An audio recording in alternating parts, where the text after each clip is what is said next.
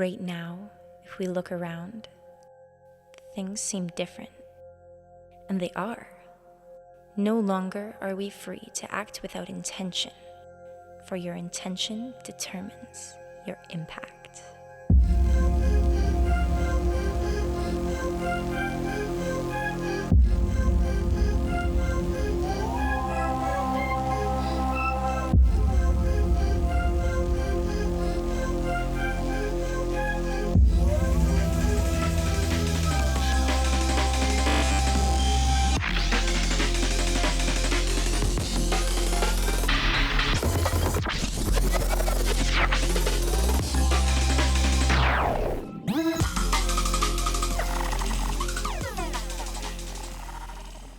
Hey guys, I'm Riley from Dusted On Productions and the co-founder of Impact Festival.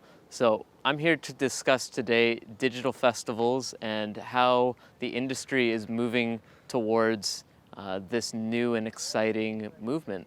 So a little backstory, Impact Festival happened last year and we ended up raising $40,000 for harm reduction and clean water charities. Now, we were in full swing to have the event happen this year as well, but unfortunately, as everyone knows, we had COVID strike in around February. So we had to do a really quick pivot and decide, were we going to do any kind of festival? Were we just going to sit around and, take it like it is? But we ended up deciding that we really wanted to still go forward with it because Impact is more than just a festival itself. It's about the community and being able to raise money for causes that really need it. So what we decided to do was to go straight into the live streaming environment, but we didn't really want to go with the typical live stream where it's just a DJ streaming in from somewhere else. We decided to go full into a new technology landscape, working in VR, virtual stages, virtual dance floors, and some really cool and exciting stuff for this year coming up. So I've been really blessed to work with so many amazing people that are able to change so quickly and be able to work towards this new and exciting future in events. What is the difference between running an in-person festival and a live stream fest?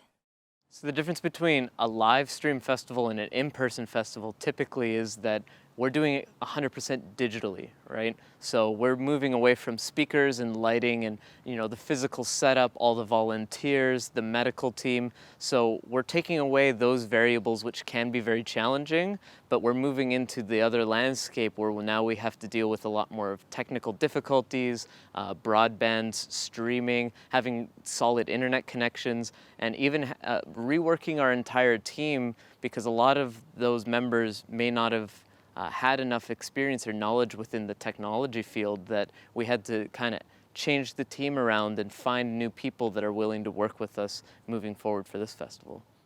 What challenges have you faced when it comes to learning these new technologies and techniques? One of the biggest challenges that I've faced personally learning all of this new stuff is just the time crunch, right? We're still trying to do the festival kind of around the same time that we were originally in July, but with the time crunch, we've really been trying to get all of these really cool and new technologies working and operational and do all of these different test runs so that we can be assured that when we have all of these big artists streaming into our festival, that we're not going to have any complications or difficulties. How does someone go about designing and implementing a virtual stage? So designing a virtual stage is actually almost the exact same as designing a physical stage. You do use the same type of software, the 3D modeling software. The only difference is that you're not actually going to put it together in real life. Instead, now we have to figure out how are we going to get an artist that is in Russia or just somewhere around the world and place them on this digital stage. Typically, we would get them to fly over. That's not going to happen anymore. So we need to make sure that all of that is working flawlessly and we don't have any issues with that. What's your approach when booking talent? My personal approach when I'm booking talent is I like to have a blend of all different genres of electronic music. Personally, I like some music more than others, and so do a lot of other people. So I like to try to book people from each category that are going to draw people from each crowd to give everyone a piece of what they want. But in particular, I think my method is a little bit unique compared to some other bookings in the fact that I look for some of the up-and-coming artists that may not have as much exposure as they should, and hopefully throughout these events they can gain traction, gain more exposure, and really sit in the place where I feel that they should be sitting with the quality of their music. How is it different from booking talent for an in-person event? So booking talent for a virtual event versus an in-person event is actually really interesting because now we're not limited to people having to fly in from the UK or different places like that. They can stay in their studio or in their home, and we now have access to way higher caliber artists with a much smaller budget, since it is all through donations, and we've allowed for multiple different revenue streams for these artists with merchandise and various other things like that. So I think it actually allows us to book even higher caliber artists and have an even bigger lineup without having all of the complications involved with having people at an in-person festival. What are you most excited about doing with VR? Definitely having the interactivity for people all around the world. So you can have someone in Japan and China and just kind of anywhere, and they can interact as if they were in person with accurate hand controls. And if we have an event, the main purpose of an event is just to bring people together, and music does a really good job at bringing people together. And since we're not able to get together, I think VR is the next step in allowing us to connect even when we are very separated. How does someone prepare themselves to be able to view VR content properly? So for someone at home to be viewing VR content, first you would need a really good internet connection. Now, beyond that, there's multiple different ways depending on your budget. Level 1, you can have something as easy as your phone and say Google Cardboard. You just slot it in, and it actually works pretty well. Some things don't support mobile right now. It's still developing technology, but then there are other headsets like the new Oculus Quest actually runs without a computer, and it's only around $500. But if you want to use your computer, you can plug it in and it still works that way. Otherwise, there are new technologies coming out all the time that are a little bit more expensive, but they're going to be a little bit more time-proof, and they're going to last a lot longer than some of these cheaper technologies that should come out pretty much every year. What are your plans in terms of virtual reality in the future?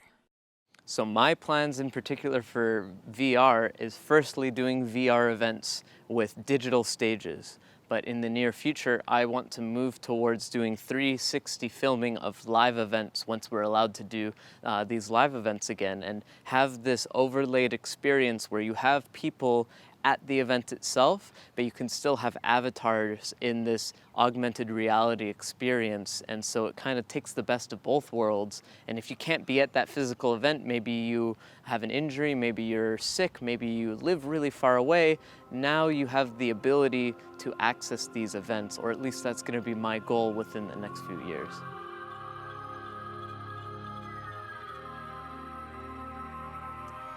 Hello, I'm James, the co-founder of Party Well and Impact Festival.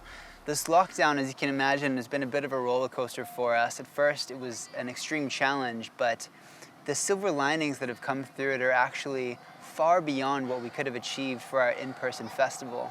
The team quickly regrouped and pivoted towards a global transformative charity festival. They've been working incredibly hard to create fully animated 3D stages with virtual dance floors, and we're really going to be uniting the globe to maximize our positive impact.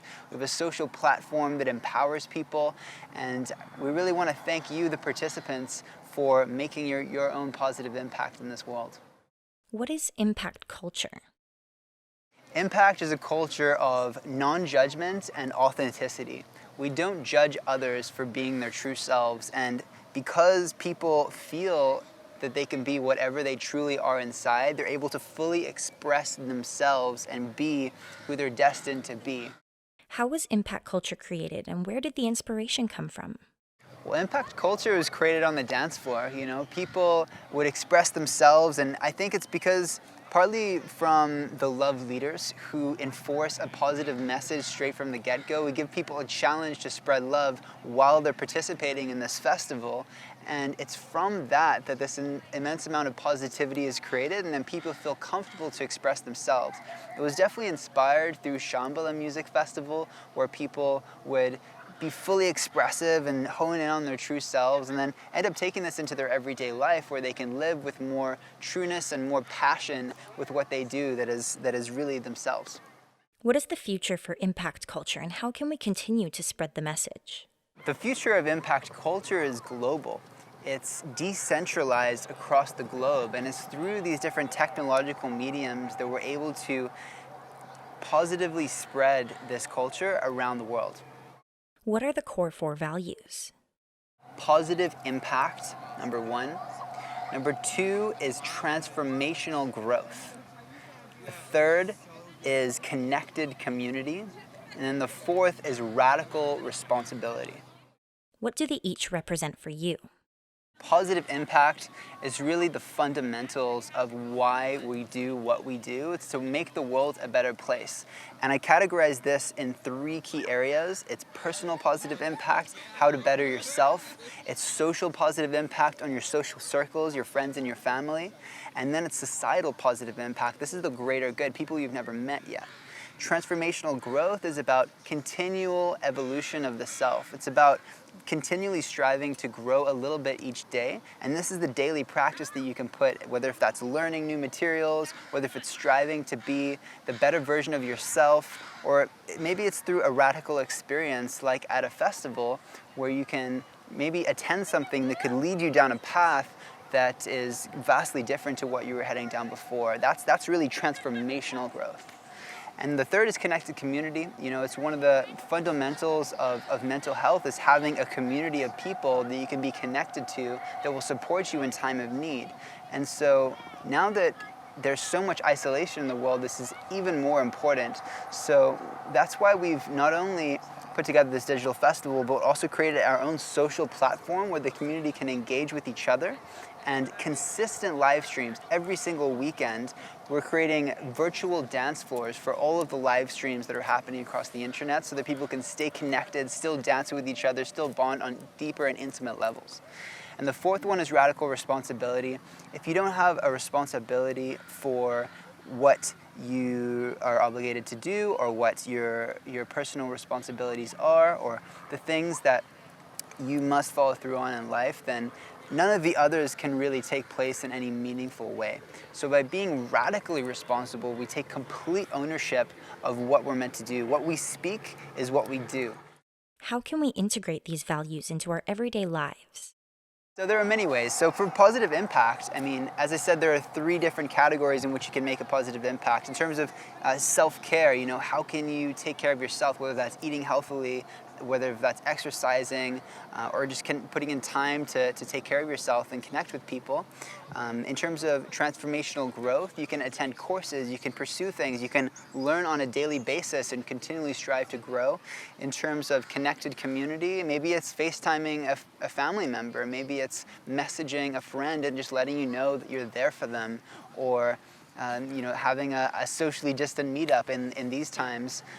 You know, there are many different ways that you can enforce these things. And in terms of radical responsibility, just making sure what you set out to do and what you commit to doing, you always end up fulfilling, and you stay true to your word.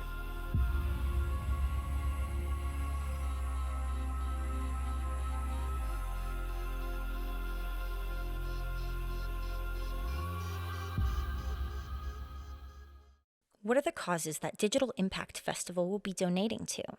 So it is the mission of Digital Impact Festival to unite the world to maximize our collective impact. So there are actually 5 causes that have been curated that participants will be able to select from. Yeah, so the first one that we wanted to work with was the Black Lives Matter movement, and we want to support people directly on the ground who have been wrongly accused and arrested. So we're supporting over 70 different bailout funds, with a portion of the donations going directly to that. Yes, and we're also supporting First Nations clean water, This is through True North Water, which is partnered with Water First. We were shocked to learn there are about 70 First Nations reserves that are currently on a long-term water boil advisory, and it's only the responsibility of the government to bring the water up until the reserves, but the actual distribution so that people have access, the plants are currently understaffed. So we're going to be ensuring that the people who need clean water in these reserves gain access to clean water.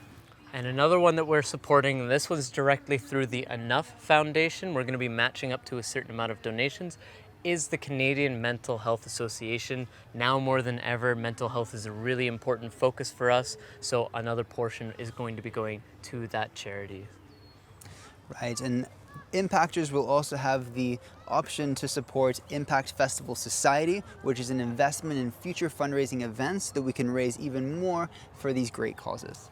And finally, we also really want to support artists in these challenging times.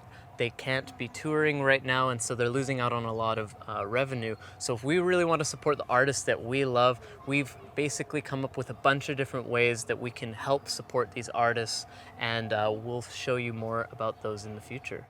How were those causes chosen?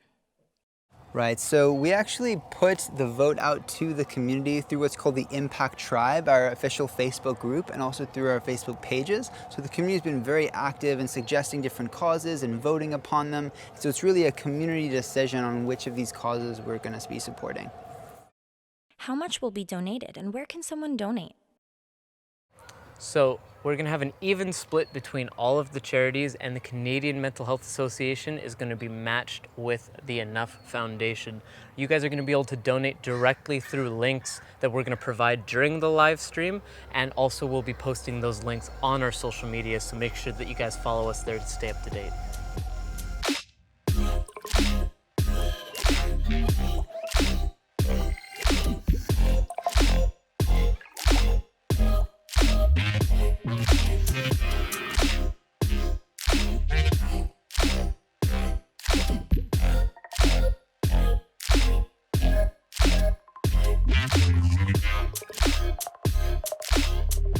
Thank you for helping us make impact.